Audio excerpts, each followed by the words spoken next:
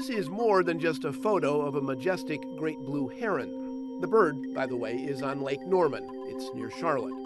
Now, this is also a picture of frustration. It was kind of like aggravating that it was across the lake and not coming to the bait bin, but it was exciting to see it and get to see actually how big it was, you know. And here's what makes these photos images of feathered frustration.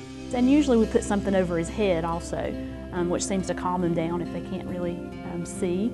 And so it's a multi-person job. Somebody has to be holding the bird and somebody else has to be taking the measurements. Like that. The students in the environmental club at Maiden High School want to catch, measure, tag, and release the heron. It's part of a nationwide study of the great birds. They've been learning how to do it safely, for the bird and for themselves.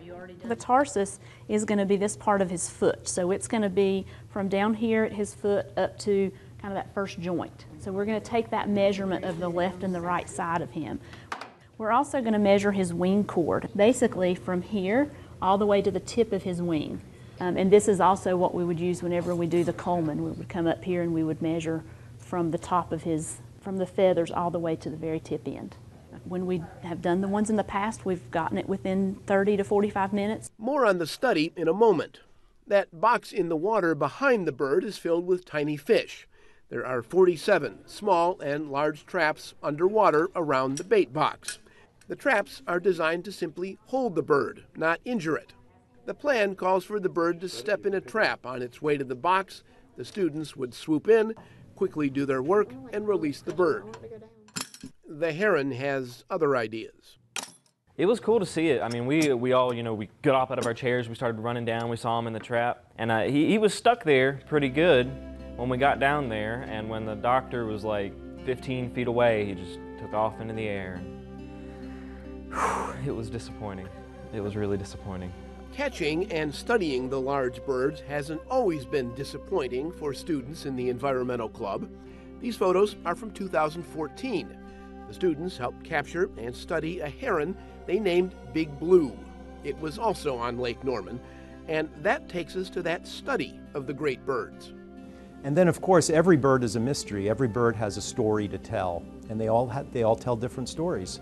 We have to learn to speak the bird's language, and they don't speak in our language. So we have to use this technology so they can tell us their story.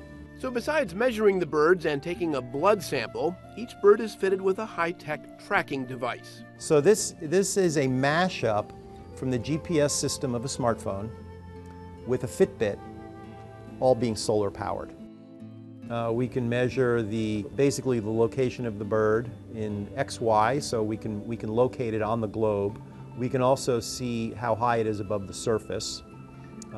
And we also know what the bird is doing, so whether it's flapping, going up and down, going side to side. And it operates just like a Fitbit that people are wearing now.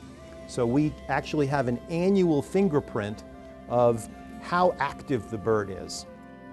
130 great blue herons and great egrets across the country have been outfitted with the devices over the past 5 years. So these things will communicate with the cell phone network. Okay, so 3 times a day it connects to the nearest cell phone tower and sends all the GPS coordinates of the bird to that cell phone tower. And here's why that's important. The data shows that heron Big Blue never leaves the Lake Norman area. Based upon the GPS coordinates, we know that this bird during the months of March and April was using 65 acres of shoreline territory in order to catch enough fish to feed itself and its chicks. And then when we go to the non-breeding season, you can see that the amount of area has dropped quite a bit. Now we're down to 27 acres. And notice that no more visits to the colony, and also no more visits to some of these outlying places. The bird can meet all of its needs in just 27 acres along this little piece of shoreline right here. Other herons and egrets have ranges of hundreds, even thousands of miles to meet their needs. They're not making distinctions with what country they're in. A bird in Maine is going there and it's breeding, and then it goes to Haiti for the winter time. It's important to know that Maine and Haiti are connected. The study provides a unique insight into how the birds live, and how they survive. This is when this bird arrived at the breeding colony. And at that point, it doesn't have to travel very much because it's courting, doesn't have any chicks yet.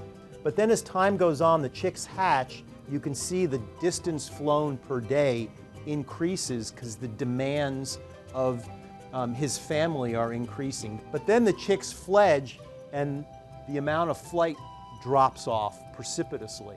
And now the bird is just taking care of itself and perhaps saying, "Whew, that was a hard breeding season."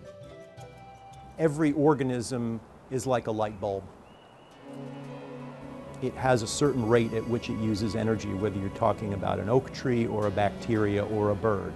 So based upon the wattage that the animal has intrinsically is going to determine how much territory it's going to have to use.